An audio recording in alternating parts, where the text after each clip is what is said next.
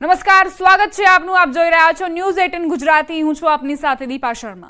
સમાચારોની શરૂઆત કરીએ. અમદાવાદમાં 43.6 ડિગ્રી તાપમાન નોંધાયું છે. ડીસામાં 43.6 ડિગ્રી તાપમાન, ગાંધીનગર 43.5 ડિગ્રી તાપમાન સાથે અહીં ગરમીનો પ્રકોપ. નાગરિકો વિદ્યાનગરમાં 42.5 ડિગ્રી, વડોદરામાં 42.2 ડિગ્રી, સુરતમાં 40.4 ડિગ્રી, વલસાડમાં 39.2 ડિગ્રી તાપમાન. તો સતત હીટવેવથી નાગરિકો પરેશાન જોવા મળી રહ્યા છે. વલસાડની વાત કરીએ તો 39.2 ડિગ્રી તાપમાન, દમણમાં 37 ડિગ્રી તાપમાન, અમરેલીમાં 41.2 ડિગ્રી, ભાવનગરમાં 41.1 ડિગ્રી, દ્વારકામાં 32.8 ડિગ્રી તાપમાન રહ્યું છે. આગામી 5 દિવસ વાતાવરણ સૂકું રહેશે. વરસાદ બાદ હવે આકરી ગરમી માટે નાગરિકોને તૈયાર રહેવું પડશે. ગઈકાલે પણ બપોર દરમિયાન રાજ્યભરના નાગરિકોને જે તડકો છે તે સતાવી રહ્યો હતો, પરેશાન કરી રહ્યો હતો. આજે પણ તેનું પુનરાવર્તન અને 5 દિવસ માટે અમદાવાદમાં ઓરેન્જ એલર્ટ આપવામાં આવ્યું છે હવામાન વિભાગ તરફથી. આજે એકાદ જગ્યાએ સામાન્ય વરસાદની શક્યતાઓ છે. એ સિવાયના જે અન્ય જિલ્લાઓ છે તે પ્રભાવિત જોવા મળશે ગરમીથી. અંગ દજાડતી ગરમી આકાશમાંથી વરસી રહી છે. વરસાદ બાદ હવે આકરી ગરમી માટે તૈયાર રહેવું પડશે. સુરત, વલસાડ જે આગામી 5 દિવસ હીટવેવથી પ્રભાવિત રહેશે. પોરબંદર, ભાવનગર, દ્વારકા, કચ્છમાં હીટવેવની આગાહી કરાઈ છે. આગામી 5 દિવસ અમદાવાદમાં ઓરેન્જ એલર્ટ.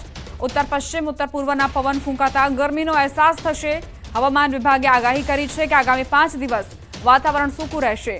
આજે એકાદ જગ્યાએ સામાન્ય વરસાદની શક્યતા વ્યક્ત કરાઈ છે. तो गुजरात में मुख्य तौर पे मौसम ड्राई बने रहने के चांसेस हैं. अगले 24 घंटों के लिए कुछ जगहों पे जो है गुजरात और सौराष्ट्र कच्छ में जो है हल्की फुल्की बारिश देखने को मिल सकती है, जिसके बहुत कम चांसेस देखने को बन रहे हैं. उसके बाद जो है डे 2 ऑनवर्ड्स जो है पूरे गुजरात में जो है टेम्परेचर्स अपने राइजिंग ट्रेंड में ही रहेंगे अगले 5 दिनों तक. और 2 से हम 5 दिनों की अगर हम बात करते हैं, 2 से अगले 24 घंटों के बाद जो है ऑरेंज अलर्ट दिया गया है हीट वेव के लिए. इसमें कई जगहों पे जो है हीट वेव देखने को हमें मिलेगा अगले 5 दिनों तक. इसमें अगर हम बात करें हीट वेव अलर्ट की, तो गुजरात रीजन में जो है सूरत एंड वलसाड़ जो है 2 डिस्ट्रिक्ट्स हैं साउथ गुजरात के, जिसमें अगले 5 दिनों तक हीट वेव कंटिन्यू करने के चांसेस हैं.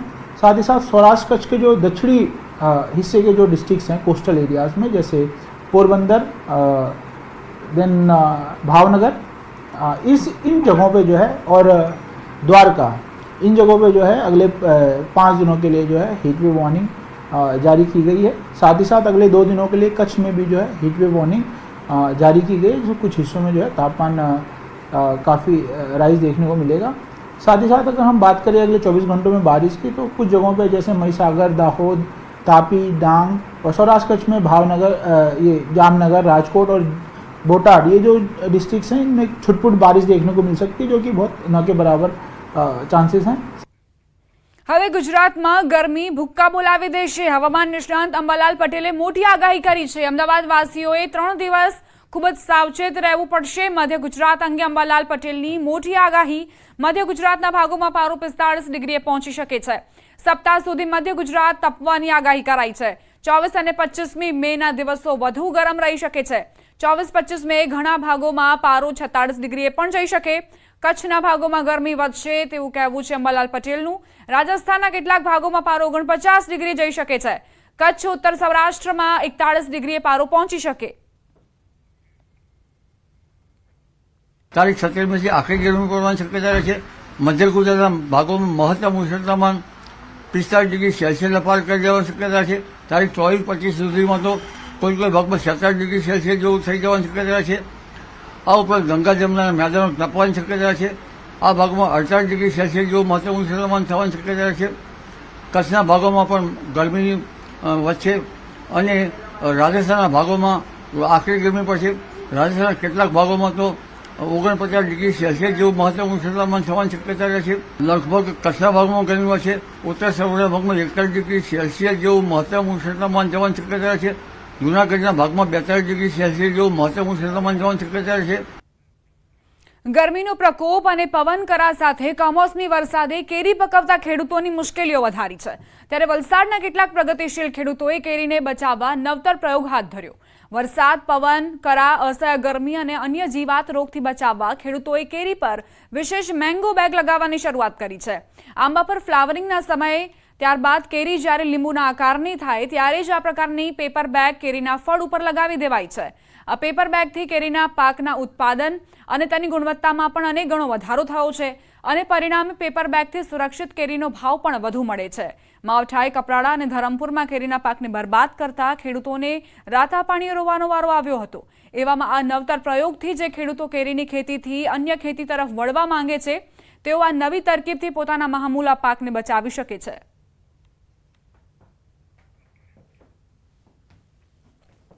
અમે વાડીમાં છે ને અત્યારે આ એક પેપર બેગ આવી છે। આ પેપર બેગ ચડાવીએ છીએ। ગયા વર્ષે થોડું ટ્રાયલ માટે કર્યું તો આ વર્ષે થોડું પ્રમાણ વધાર્યું છે। આનાથી ફાયદો એવો થાય છે અમારે કે જે હેવી ગરમી પડે છે, સનસ્ટ્રોક, એની બચત થઈ જાય છે। બીજું કેરી પાકવા આવે ત્યારે આપણે અહીંયા કે તે ફળમાખીનો ઉપદ્રવ બહુ આવે છે, તેમાંથી બચત થાય છે।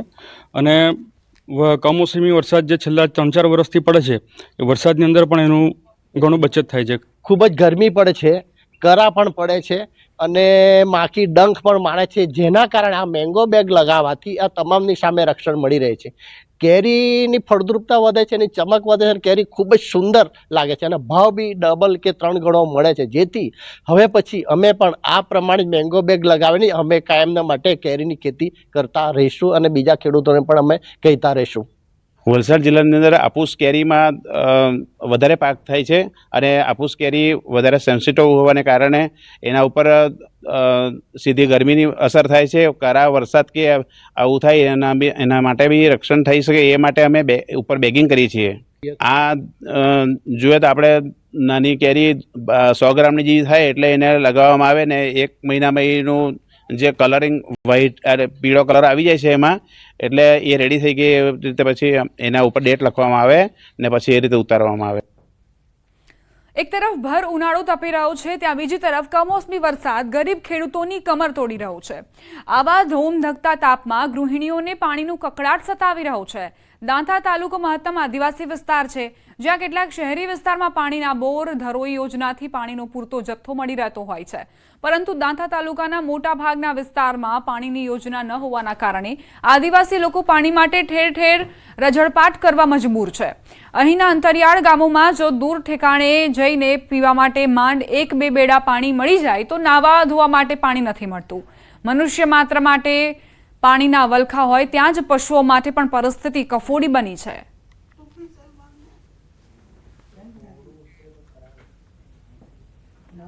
થાકી જાય ગરમી में ढोरो मदद देहाती हो मरे से ढोरो માટે પાણી નહીં। हाँ पानी नहीं કોણ તો નથી મળે। हाँ એટલે પાણી ખૂબ તકલીફ છે। हाँ बहुत तकलीफ है। પછી કપડા ગયા નાવાનું અઠવાડિયે નાહીએ છે અમે તો। તારે ટેન્કરની વ્યવસ્થા કોઈ કરો કે અમે તો પાણીનો બહુ તકલીફ પડે છે। ખાસું દૂર જવું પડે ને કપડો ધોવાની બધી મુશ્કેલી હે તો માટે ને બધું કપડો ધોવા માટે ને બધું તે દૂર જવું પડે। દર વર્ષની જેમ આ વર્ષે પણ સુરેન્દ્રનગર જિલ્લામાં પાણી સમસ્યા વિકટ બની છે। જિલ્લાના 11 મુખ્ય જળાશયોમાંથી 6 જળાશયો તળિયા ઝાટક થઈ ગયા છે, જ્યારે અન્ય 5 જળાશયોમાં પાણીનો સંગ્રહ 29% જેટલો બચ્યો છે। આથી મે મહિનાના 15 દિવસ તેમજ જૂન મહિનો મળી અંદાજે 1.5 મહિના સુધી આ પાણીનો જથ્થો ચાલે તેવી કોઈ જ શક્યતાઓ નથી દેખાઈ રહી। આથી જિલ્લાના 5 થી 6 તાલુકાઓમાં પાણી વગર હાલત કફોડી બને તેવા અણસાર દેખાઈ રહ્યા છે। જો સત્વરે પાણીની વ્યવસ્થા નહીં કરાય તો ફરી એ જ બેડા યુદ્ધના દ્રશ્યો જોવા મળે તો નવાઈ નહીં।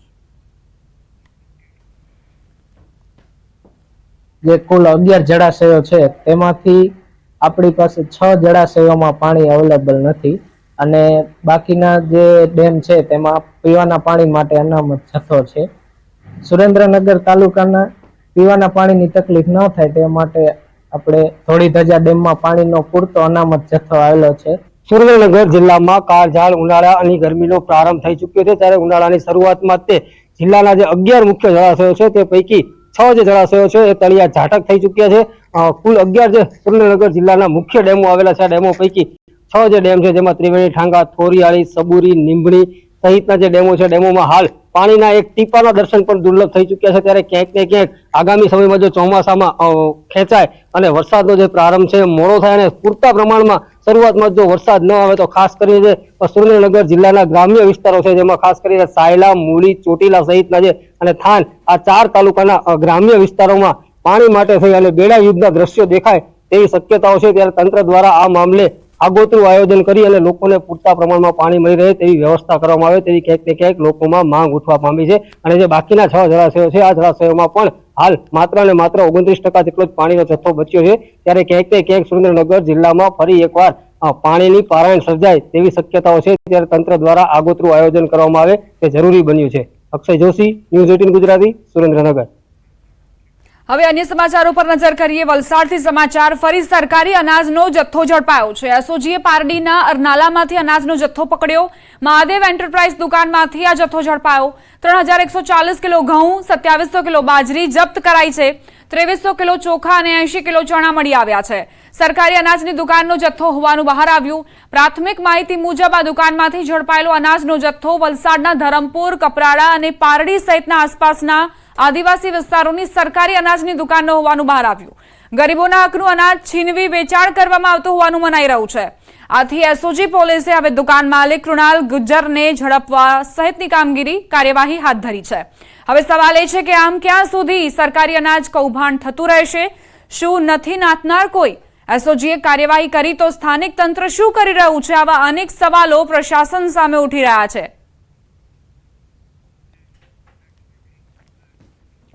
ગીર સોમનાથ જિલ્લામાં ગરીબોના સરકારી અનાજને બારોબાર સગેવગે કરવાના વધુ એક કારસ્તાનનો પર્દાફાશ થયો છે. જેમાં જિલ્લાના કુખ્યાત અનાજ માફિયા કાદુ ઉર્ફે ધીરુ બારડની સંડોવણી સામે આવી છે.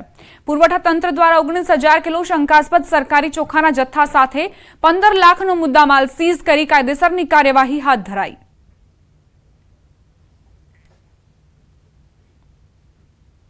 તેમાં અંદાજે 380 ચોખાના કટ્ટા જેનું વજન આશરે 19,240 કિલોગ્રામ છે.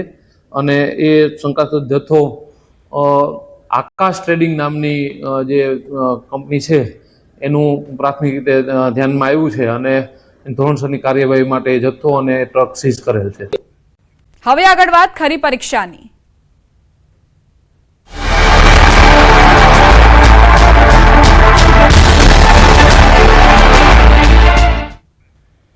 સમાચાર મહીસાગરથી. પટેલિયા સમાજને એસટીના દાખલા લેવા માટે ધરમધક્કા ખાવા પડી રહ્યા છે. સમાજના વાલીઓએ મામલતદારને રજૂઆત કરી.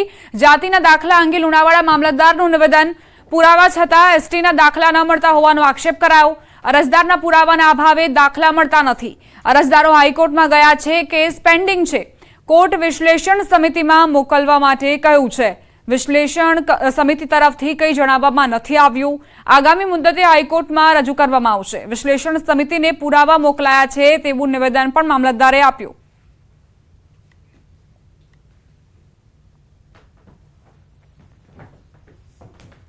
પટેલિયા સમાજને દાખલા નથી મળી રહ્યા. લુણાવાડા જે વિસ્તાર કહી શકાય તેના તમામ લોકો છે તે લોકોને દાખલા નથી મળી રહ્યા. આજે મામલતદારશ્રીને રજૂઆત કરી છે. આપણી સાથે મામલતદારશ્રી છે, તેમની સાથે સીધી વાત કરીશું.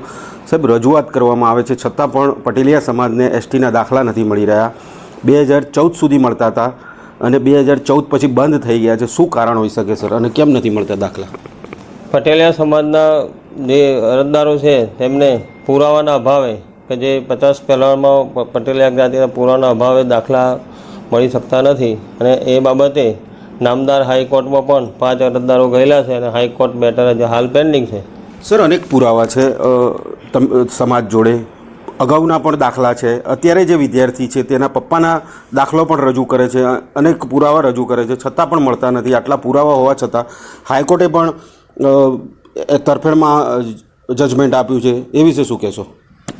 નામદાર કોર્ટમાંથી જે જજમેન્ટ મળેલ છે તેના આધારે આપણે વિશ્લેષણ સમિતિમાં મોકલવા નામદાર કોર્ટે જણાવેલ તે મુજબ તમામ પુરાવા વિશ્લેષણ સમિતિમાં મોકલી આપેલ. વિશ્લેષણ સમિતિ દ્વારા હજુ સુધી કોઈ નિર્ણય લે અત્યારે જાણ કરેલ નથી. જે આયેથી આગળની કાર્યવાહી કરીશું અને આગામી મુદતે હાઈકોર્ટમાં રજૂ કરવામાં આવશે. બિલકુલથી અહીંયા જે પુરાવા છે તે વિશ્લેષણ સમિતિમાં મોકલી આપવામાં આવ્યા છે, પરંતુ વિશ્લેષણ સમિતિમાંથી હજુ સુધી અહીં કચેરી કહી શકાય મહીસાગર જિલ્લામાં આવ્યું નથી, જેથી કરીને જે દાખલા છે તે એમ નથી મળી રહ્યા. મામલતદારશ્રી કહી રહ્યા છે કે વિશ્લેષણ સમિતિમાં જ્યારે પણ આવશે ત્યારે એમને દાખલા આપવામાં આવશે તેવું હાલ જણાવી રહ્યા છે. ત્યારે હવે ક્યારે દાખલા મળે છે આ પટેલિયા સમાજને તે જોવું રહ્યું. મિતેશ ભાટિયા, ન્યૂઝ 18 ગુજરાતી, મહીસાગર. બુલેટિનમાં રોકાઈશું એક નાનકડા વિરામ માટે. આપ જોતા રહો ન્યૂઝ 18 ગુજરાતી.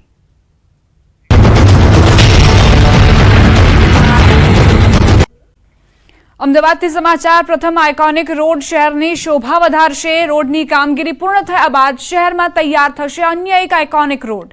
કેશવબાગથી જજીસ બંગલો રોડ પણ આ રીતે ડેવલપ કરવામાં આવશે. પ્રથમ આઇકોનિક રોડ પર મહાત્મા ગાંધી, વિન્ડપોલ, રિવરફ્રન્ટ, ખેલો ઇન્ડિયા, ડિજિટલ ઇન્ડિયા, સ્વચ્છ ભારત, વિકસિત ભારત, નરેન્દ્ર મોદી સ્ટેડિયમ સહિતની પ્રતિકૃતિ મૂકવામાં આવશે. ફિશ, જીરાફ, હરણ સહિતના સ્કલ્પચર રાખવામાં આવશે. Laser light pole, bench, 5 laser fountain મૂકવામાં આવશે. ડેકોરેટિવ ઝાડ મુકાશે. 38 કરોડના ખર્ચે પ્રથમ આઇકોનિક રોડ તૈયાર થશે.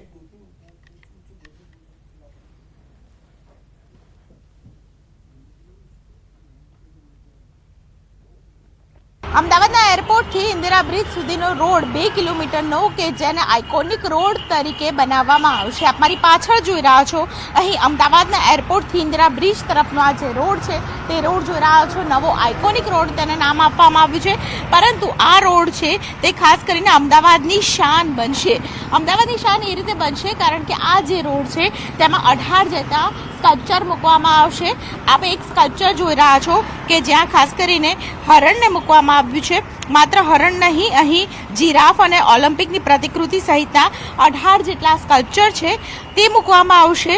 જૂનના અંત સુધીમાં લગભગ 5 જેટલા ફાઉન્ટેન મૂકવાનું પણ પ્લાનિંગ છે અને ખાસ કરીને લોકો માટે બેઠક વ્યવસ્થા પણ કરી શકાય તે પ્રકારનું પણ આયોજન કરવામાં આવ્યું છે. અમદાવાદ એરપોર્ટથી કોઈ પણ વ્યક્તિ ઇન્દિરા બ્રિજ તરફ જશે અથવા તો રિવરફ્રન્ટ તરફ જશે તો આઇકોનિક રોડ છે તે ખાસ કરીને અમદાવાદની શાન બની જશે અને અમદાવાદની જે ઓળખ છે તે પણ આ આઇકોનિક રોડથી ઊભી થાય તે પ્રકારનો પ્રયાસ કરવામાં આવી રહ્યો છે. કેમેરા પર્સન ખેંગા રાઠોડ સાથે Deepika Khuman, news 18 Gujarati, Ahmedabad. Laser light અને એને આધારે આપણે વાત કરીએ કે લેસર લાઇટના પોલ પણ ઊભા કરવામાં આવશે. હેંગિંગ લાઇટ છે એના પોલ પણ આ રોડ ઉપર ઊભા કરવામાં આવશે. તદુપરાંત આર્ટવર્ક, જે નવરાત્રિની જે ઓળખ છે ગુજરાતની, આર્ટવર્ક એનો પણ સમાવેશ કરવામાં આવશે. એના ચિત્રો મૂકવામાં આવશે. તદુપરાંત આપણે ફેન્સી પટેલ આપણી સિટિંગ એરેન્જમેન્ટ છે, જે બાંકડા બેન્ચીસ છે એ વિવિધ વેરાયટી સાથેની બેન્ચીસ લોકો આવીને બેસી શકે. ફાઉન્ટેનનો સમાવેશ કરવામાં આવ્યો છે. લેઝર ફાઉન્ટેન પણ ત્યાં આગળ જોવા મળશે. આ સાથે જ બુલેટિનમાં અત્યારે બસ આટલું જ. વધુ અપડેટ્સ માટે આપ જોતા રહો ન્યૂઝ 18 ગુજરાતી.